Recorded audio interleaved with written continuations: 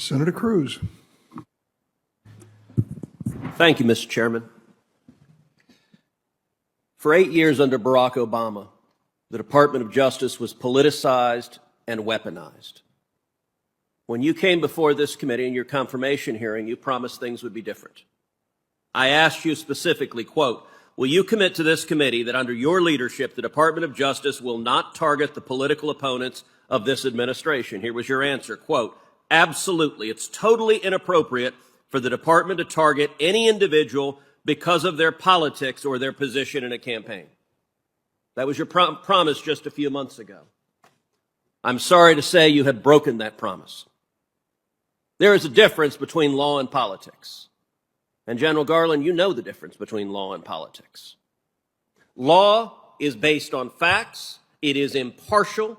It is not used as a tool of political retribution. This memo was not law.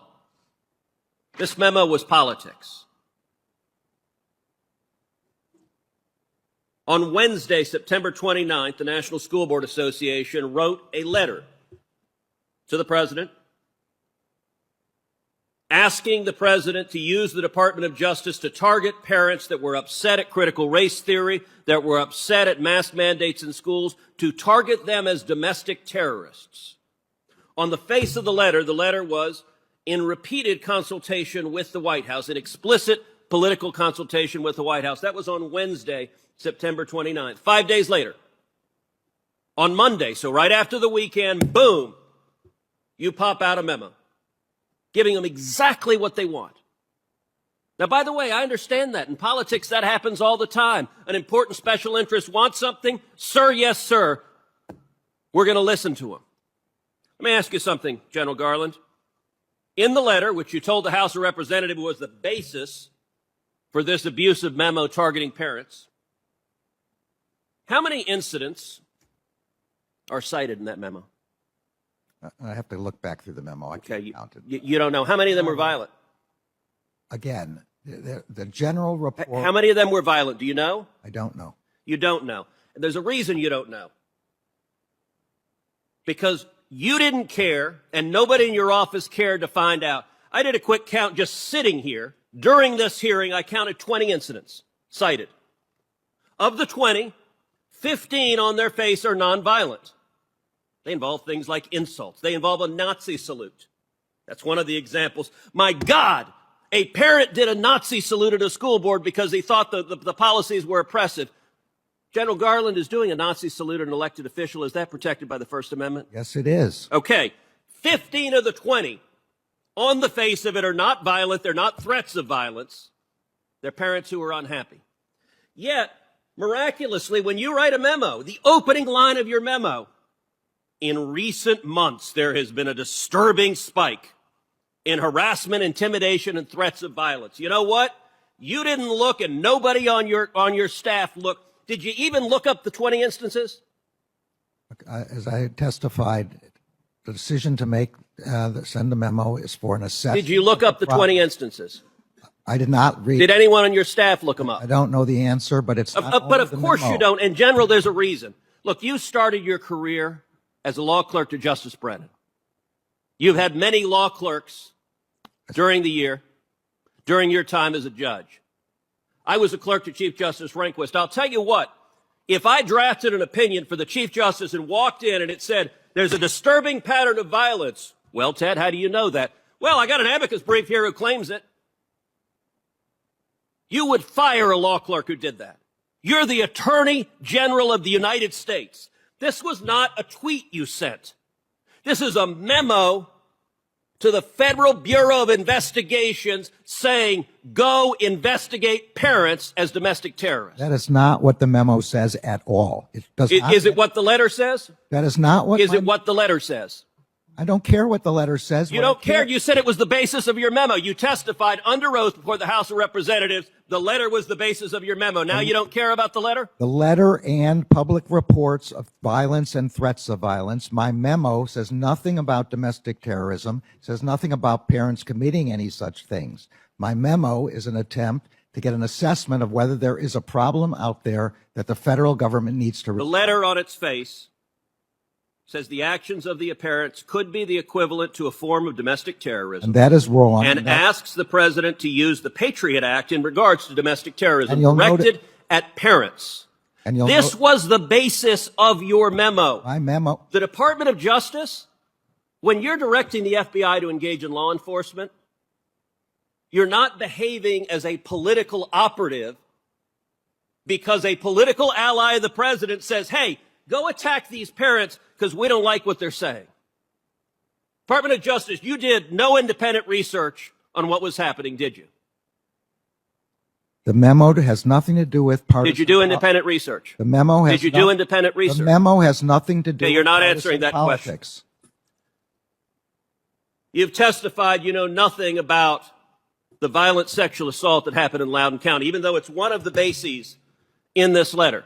I read about it since then. Okay. You told the House last week you knew nothing about it. Not know at the time. No. Okay. This week, the court concluded that a 14-year-old girl was violently raped by a boy wearing a skirt in the girls' restroom. The school district covered it up, released the boy, sent him to another school where he violently raped another girl.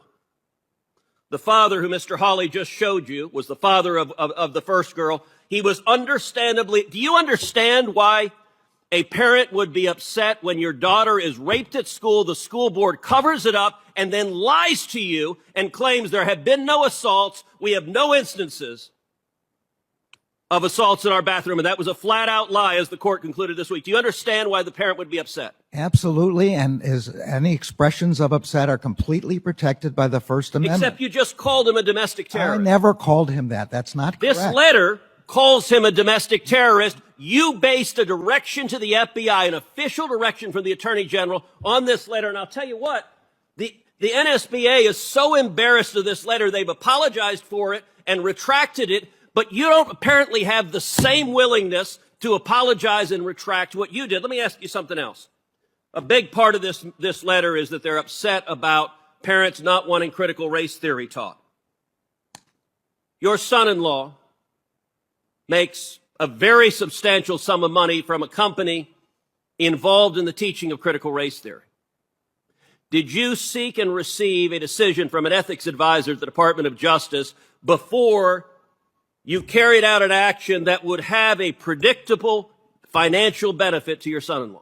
This memorandum is aimed at violence and threats. I just asked a question. Did you seek an ethics? It has no predictable Did you seek an ethics opinion? It has no Did you seek an ethics opinion? Judge, you know how to ask questions and answer them. Did you seek an ethics opinion? You asked me whether I sought an ethics opinion about something that would have a predictable effect on something. This has no predictable effect in the way that you're talking about. So if critical race theory is taught in more schools, does your son-in-law make more money? This memo has nothing. If critical race theory is taught in more schools, does your son-in-law make more money? Yes or no? This memorandum has nothing to do with critical race theory. Will you answer if you sought an ethics kind opinion? of curriculum. Will you answer if you sought an ethics I am opinion? answering the best I can. Yes or no? Did you seek an ethics opinion? This memorandum has Did nothing. you seek an ethics opinion? This memorandum has nothing to do with. General, are you race refusing to answer if you sought an ethics theory. opinion? I'm telling you that there's no possible. So you're saying no. Just answer it directly. You know how to answer a question directly. Did you seek an ethics opinion? I'm telling you that if I thought there was any reason to believe there was a conflict of interest, I would do that. But I cannot. Why do you imagine refuse to answer a the question? conflict Why of won't you interest. just say no?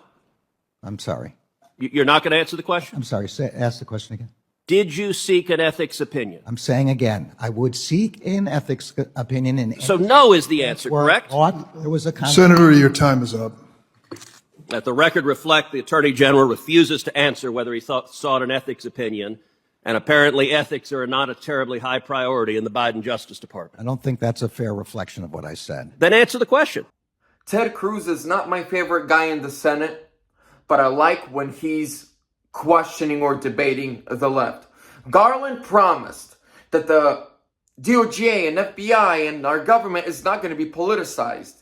It's not going to attack Americans or American citizens or their, political opponents for having a different point of view or belief system.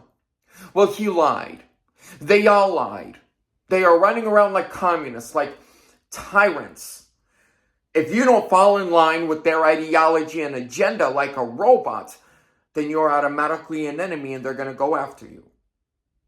Our FBI, DOJ, and CIA needs to be either one, dismantled or completely overhauled.